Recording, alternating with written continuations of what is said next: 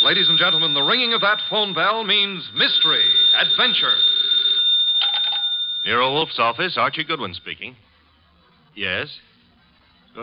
Yes, I know that in 48 hours it's going to be Christmas, but who is this? Who? Look, I'm a big boy now, so... Okay. Tonight at 8. Goodbye. What the devil was that? This may come as a shock to you, Mr. Wolfe, but that was Santa Claus. You've been drinking. Uh-huh, the usual, milk. He's coming to see you at 8. He's got a problem. Indeed. It seems that some low, not to mention murderous character, is going around slaughtering Santa Clauses.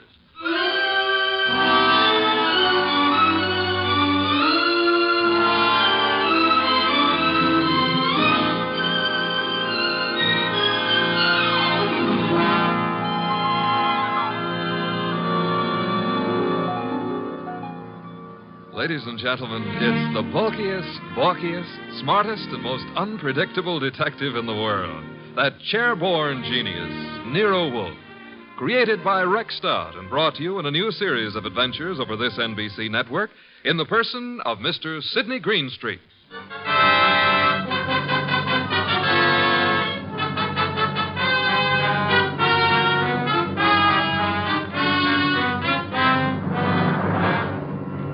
Began earlier than 8, however, the case of the slaughtered Santas. It began, to be precise, on the corner of 34th Street and Carlisle. The hour was close to 6, the weather cold, the sky dark. How you doing, Santa?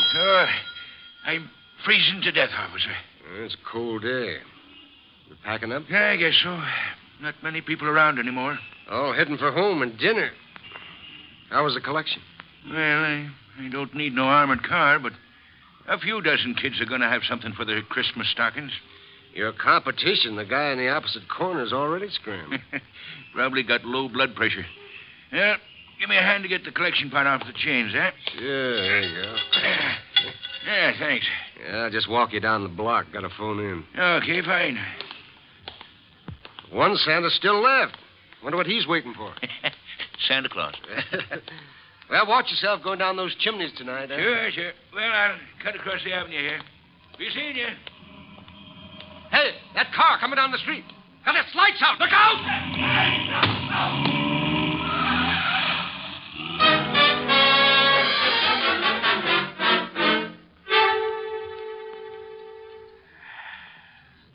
Hey, Peg. Huh? Did I ever tell you I love you? Oh, it's not me you love. It's a hot soup. Now, you're not the only woman who can cook a dish of soup. Huh? It helps, though. I'm just beginning to thaw out. Yeah, that's a cold corner you play Santa Claus on. Well, don't hurt to make a few bucks. I ain't done so good this past year. Well, maybe the next year will be... Oh, well. Besides, I kind of like it, you know. Kids asking questions all day long. Yeah. You know, I wonder how they figure the other two Santas at the intersection. Our kids think of only one thing at a time. More soup? Sure, Peg. You know, one of them other Santas got hit by a car tonight. Oh? Yeah, packed up a few minutes before I did, started crossing the avenue, and bang. Hit-and-run driver. Oh, gosh, that's too bad. Was he hurt? Yes, he was killed. Here's your soup. Oh, with traffic the way it is nowadays. Well, I better take a look at the stew. Somebody at the door. I'll get it, Peg. Okay. Yeah, what? Oh! Mike!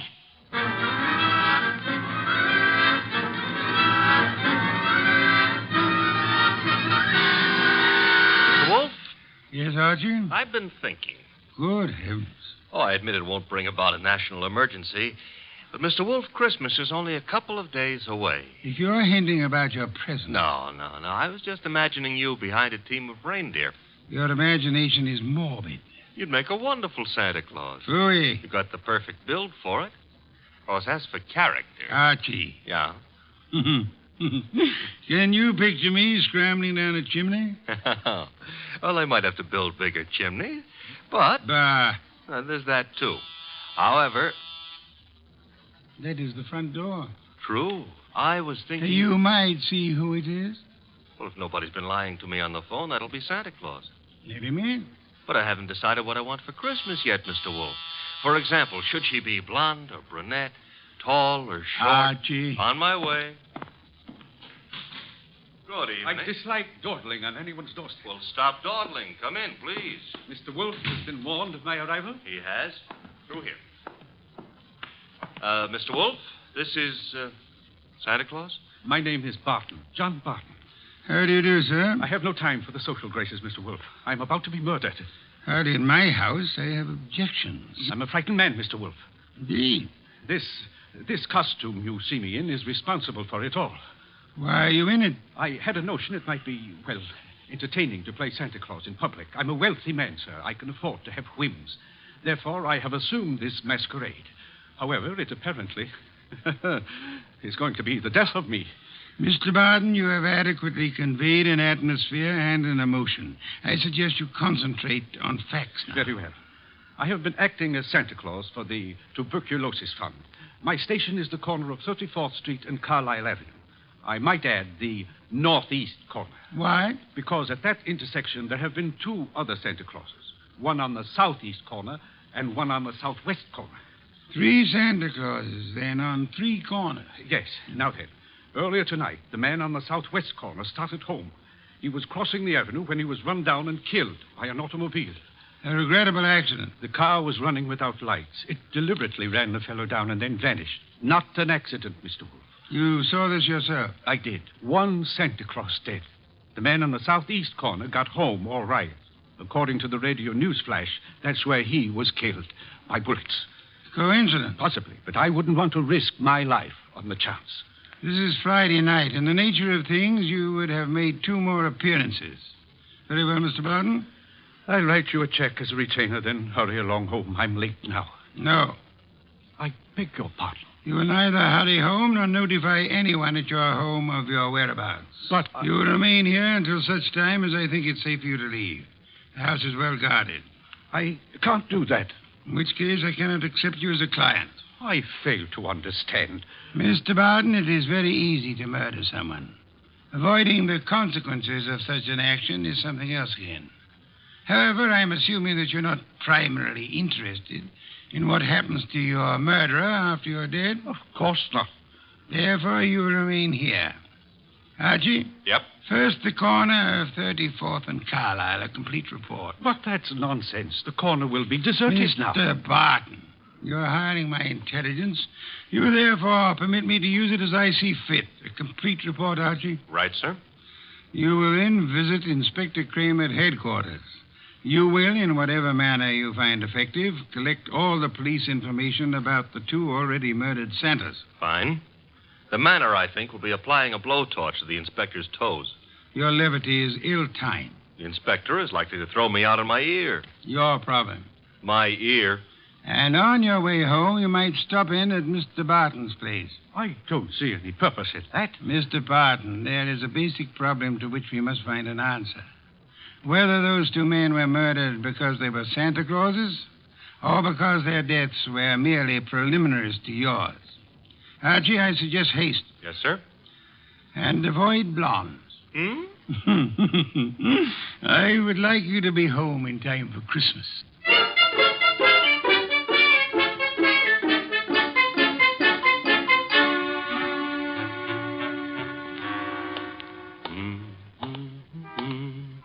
Hey, Bud. Yeah? Got the price of a cup of coffee? You sure you mean coffee? Either you're gonna dig it up or you ain't. Never mind the questions about my personal affairs, see? Oh, I apologize. Here. 2 bits. Thanks. You're welcome. Don't let me keep you. You're not. 34th and Carlisle, huh? During the day filled with milling throngs. Hey, that's a nice phrase. I'll have to remember it. Milling throngs. And now desolate and deserted. Well, that's life. Is that a fact? That's philosophy. Yeah? Well, for 2 bits, I don't have to listen to no philosopher, see? Good night, Bud.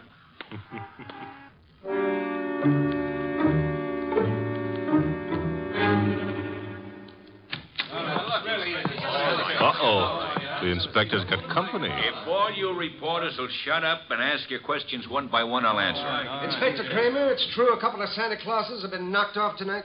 It's true that 2 men who have been employed as Santa Claus by charitable organizations have been murdered, yes. Any connection between those 2 guys, or does somebody just hate Santa Claus?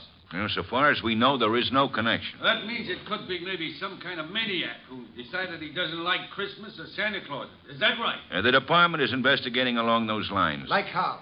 Well, we're checking all the local asylums for possible escaped lunatics. Yeah, but, Inspector, suppose this nut has never been in an asylum. That'll be all, boys. Oh, but listen, I said that'll be all. Now, anything new comes in, you'll get it, understand? Good one. Hello, Inspector. Yeah, I spotted you coming in. What happened? You decided to reform and got a job on a paper? Nope.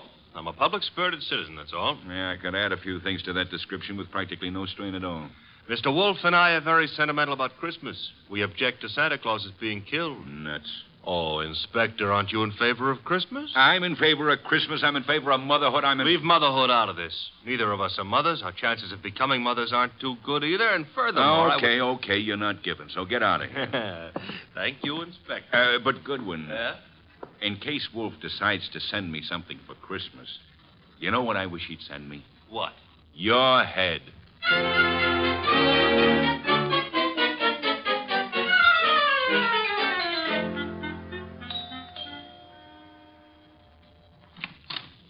Well, Oh. now I know what I want for Christmas. What did you say? I said my name is Goodwin and it's cold on your doorstep.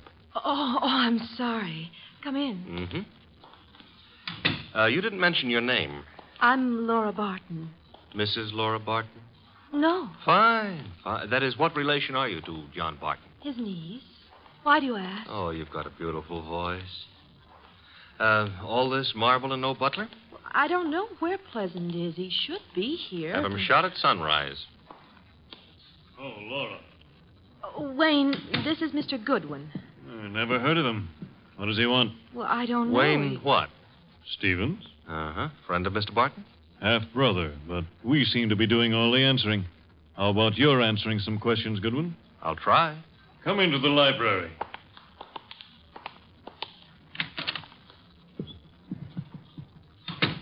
What do you want? For Christmas? Erase that. I would like to see Mr. Barton. He's not home. Where is he? Don't you know?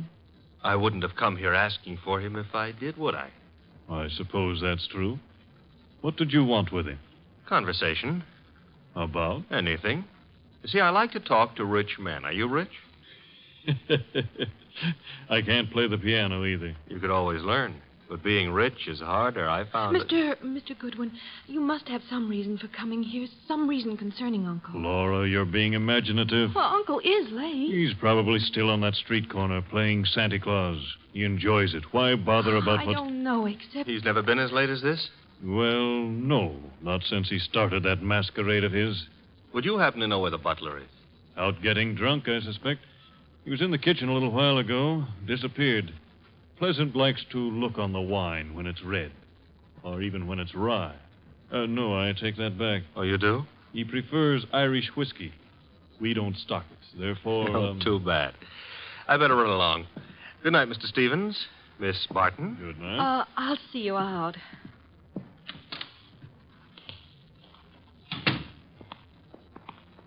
Prettiest butler I ever saw. Blonde. Now, old Dr. Tidmouse always said, beware of blondes because... Mr. Goodwin, Well, I'm waiting. Mr. Goodwin, you must know something about Uncle, something you didn't want to tell us. Makes you think so? Well, otherwise your visit was just pointless. Let's suppose I know. Now, I might be a kidnapper. Oh, no. My honest brown eyes. Your first name is Archie, isn't it? Archie? Archie Goodwin. Goes together nicely, don't you think? You work for Nero, Wolfe.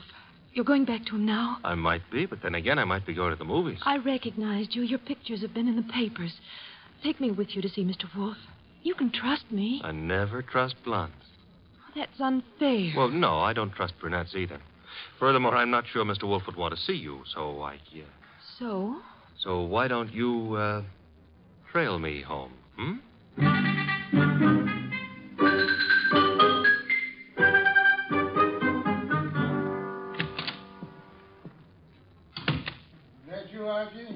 Archie? Where's Santa Claus? Guest room. He was tired. What, I've been trailed home. Indeed? By a blonde. Phooey. All right, I admit I didn't make any strenuous effort to shake her off, but she trailed... Where is she? Outside. Good. Your report. Oh, but she might freeze to death out there. That's her problem. Your report, Archie. It's short and simple. It would be simple. I haven't got time to resent that. A blonde is dying. As for the report, corner of 34th and Carlisle is a very quiet spot at night. No one was around but a bum who got into me for a quarter. For coffee, he said. You will not put that quarter on the expense account. Stop worrying. That was a private gesture.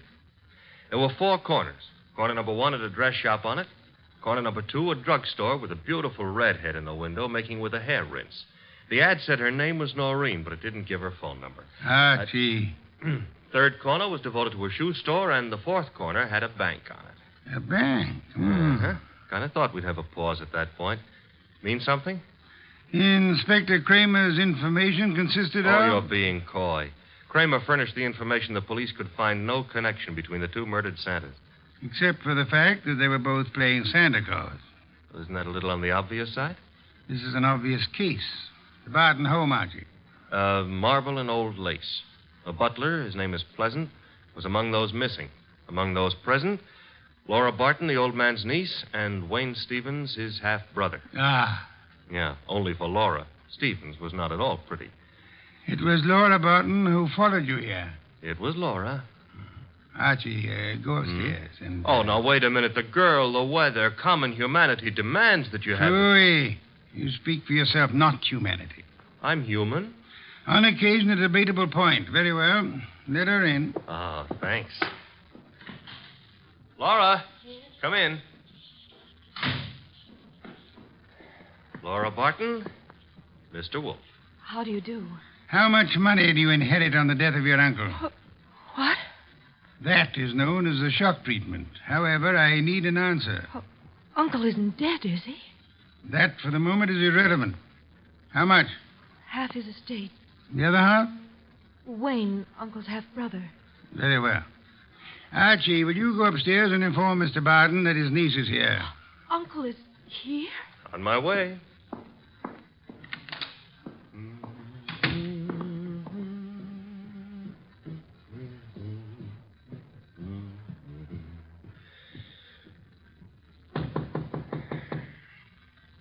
Yes? Archie, Mr. Barton.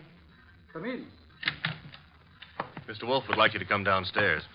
I suppose he has a reason. Mm-hmm. A blonde reason, your niece. My niece? That's right. Hey, where'd you get that?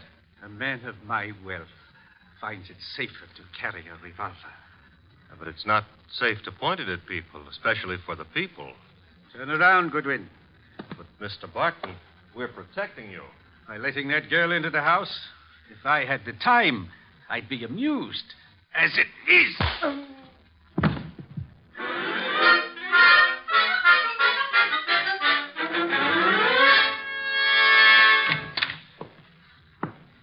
Archie, you been drunk? Good heaven. Uh-huh. Santa Claus came early.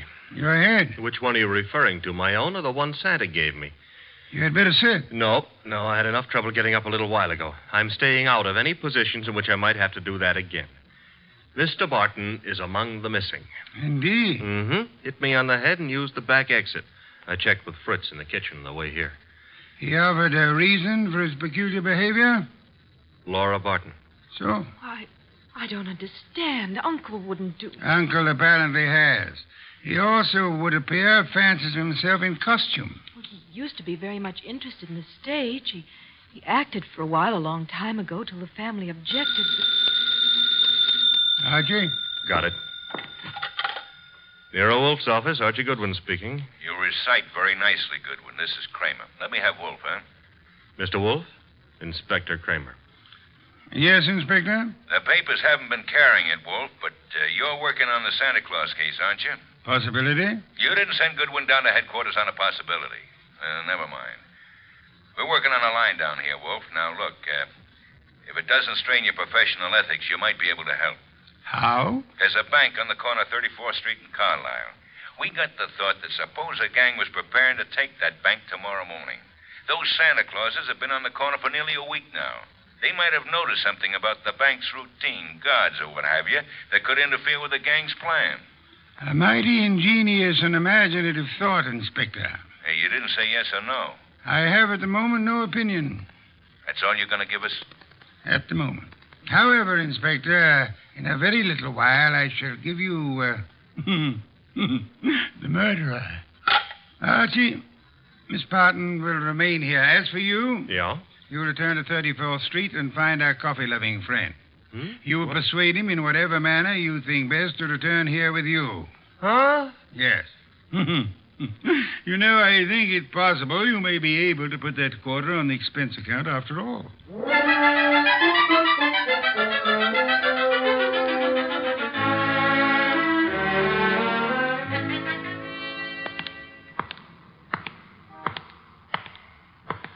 You. What? Oh. Why, I've seen you before. Yeah, I've learned to love the neighborhood. That's why it's going to break my heart. What is? Leaving it with you. With... It's sensitive about having guns pulled on me tonight. Let go of me, will you? Not until I... You let me go. Yeah. Will you? Gun looks in a lot better shape than you do. You're coming with me. Oh, where? Mr. Wolfe would like to see you. Nero Wolfe? Yeah. Well, why? He's trying to salvage a quarter.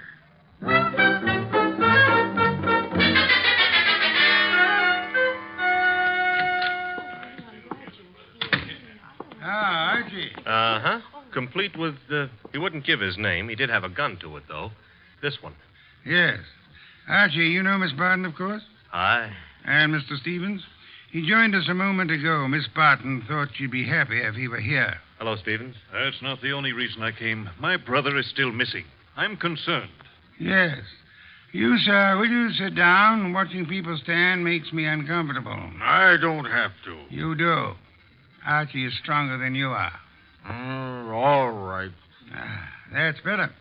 If you don't mind, Mr. Wolfe, I've never been here before, never met you.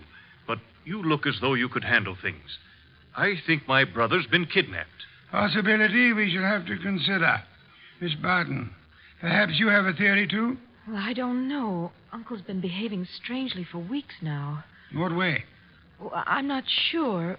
Wayne... Well, of course, John's always been a little peculiar, but I'm afraid I saw nothing especially strange, outside of this Santa Claus stunt, of course. I see. Miss Barton, your uncle played Santa Claus all week on one of the corners of 34th Street in Carlisle. I know. On two other corners, two other men indulged in the same activity. Those two other men are now dead. Oh, no. Well, wait. Mr. Wolfe, you mean they were killed by mistake for Barton? It is true that one man, made up of Santa Claus, looks very much like any other man similarly costumed. But the answer is no. One of the two men was shot in his home after he had removed his costume. Well, then, what connection? Miss Barton, in the event that you wanted to hide a tree, where would you hide it? Hide a tree? Why, I wouldn't even begin to know. If you were very clever, you would hide it in a forest. If you wanted to hide a murder and were very clever, you would adopt the same principle. Wait. You mean that if someone wanted to kill Uncle and didn't want to be suspected, he'd... Go about murdering several people with an ostensible, if lunatic, reason. He would, let us say, go about killing Santa Clauses. I get it. Then people would think the man he really wanted dead for a special and private reason had been killed for something that didn't point to him. True. That was why two Santa Clauses were murdered tonight. The third Santa Claus, however, the real object of the murderer's attention, was luckier or suspicious. He fled. Do I have to hang around here and listen to all this? You do, my unwashed friend. Mr. Barton fled, and the murderer was in a quandary. He had, so to speak, invested in two murders merely to make the third one confusing. But he found himself unable to commit that third murder. He couldn't find his victim. Could he ask the police to do so? Hardly. But he might try to inveigle a private detective such as myself into the job. That makes sense, Mr. Wolfe, but why would my brother have deliberately fled from your house? I mean, he was protected here, so... But do I make myself clear? Very clear, Mr. Stevens. Archie, that gun you took from the dirty gentleman, you still have it? I still have it. Then would you mind pointing it at Mr. Stevens here until the police remove him?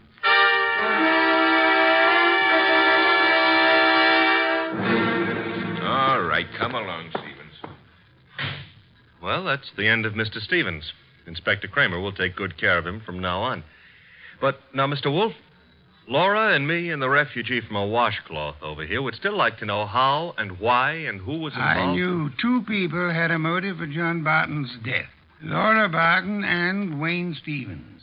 One of them proceeded to kill Santa Clauses in the hope that the police would assume those killings to be the work of a lunatic. The paper certainly hopped on that assumption. Yes. However, John Barton, aware that his life was in danger, escaped his murderer and hid. In this house? No. A man in Santa Claus costume came here and said he was Barton. However, he was an obvious imposter. He proved that by his flight when his niece came here. You mean he could fool you, but he knew he wouldn't be able to fool me, so... Precisely, therefore, was not Barton. Who was it? Who else had disappeared at the propitious moment? The butler, Pleasant. True. I distrust coincidence. Stevens needed an accomplice, hence he sent Pleasant here. And Pleasant would give you a song and dance about Barton's danger and then scram. You'd start investigating, discover Barton was missing, try to find him, and lead Stevens to his victim, huh? I frustrated that part of the plan by insisting on Pleasant's remaining here, which he did until... That part of it's fine. But how did you choose between Laura and Stevens? It was Stevens who knew, without being told, that Barton had been in this house and had fled from it. Yeah. You yourself mentioned that Stevens had only been here a moment, so you hadn't told him. Obviously, the butler phoned him as soon as he had hit you over the head and escaped. Furthermore, the butler masquerading as Barton had attempted to throw suspicion on Miss Barton. That convinced me of her innocence. Well, you've done it again, Mr. Wolfe, except for one minor detail. You're not very successful at irony, Archie. What minor detail? Where is Barton? In this house. Huh? When did that happen? You arrived home with the gentleman sitting near you. The bum? Wait a minute. This I ought to be able to figure out myself. Laura said Barton used to be an actor. That's item one, huh? Yes, Archie. Also, why is a supposed tramp hanging around a deserted intersection for handouts? The answer is he wasn't. He was keeping an eye out for trouble he knew was after him. Oh, so it turns out I gave a quarter to a millionaire. Uncle, your uncle. Well, that is... I know, my dear. Yes, I'm Uncle. I did a rather decent job, didn't I? No one recognized me. Except, of course, you, Mr. Wolfe. Not recognition, Mr. Barton. Logic. Archie, open some beer for us. Yes, sir. Logic, eh? Well, whatever it was, Mr. Wolfe, I owe you a good deal. How can I ever repay you? Oddly enough, the answer is simplicity itself. Make out a check.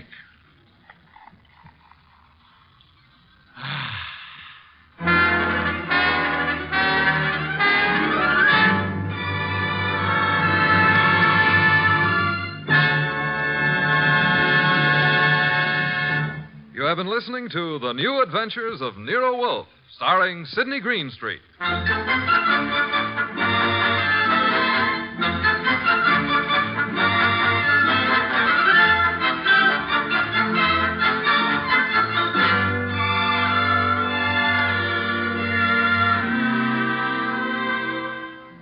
Tonight's transcribed story was based on the characters created by Rex Stout. This is an Edwin Fadiman program produced and directed by J. Donald Wilson. In the cast were Larry Dobkin as Archie Goodwin, and Howard McNear, Grace Lennard, Vic Rodman, Herbert Butterfield, Bill Johnstone, Gene Bates, and Bob Bruce. Next week at this same time, Nero Wolfe and Archie will bring you The Case of the Bashful Body. Don Stanley speaking. 3 chimes mean good times on NBC.